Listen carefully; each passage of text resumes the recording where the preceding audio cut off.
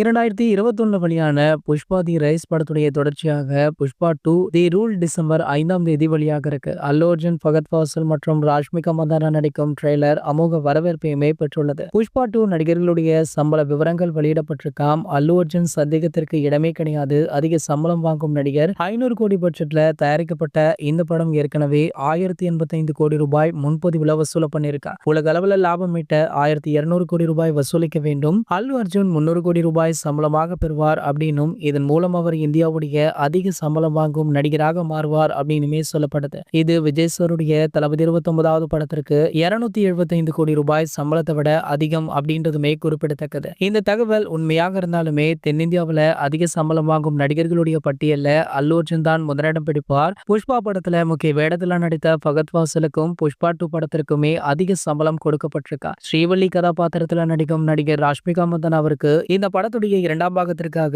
10 கோடி ரூபாய் சம்பளம் வழங்கப்பட்டதாக தகவலுமே கிடைச்சிருக்கு. இது நடிகை நயன்தாரா வாங்கும் சம்பளத்தை விட அதிகம். முதல் பாகத்திற்கு 3.5 கோடி ரூபாய் சம்பளம் பெற்ற ஃபகத் ஃபாசில் புஷ்பா 2 படத்திற்கு 8 கோடி ரூபாய் சம்பளம் வாங்கியிருக்காரா.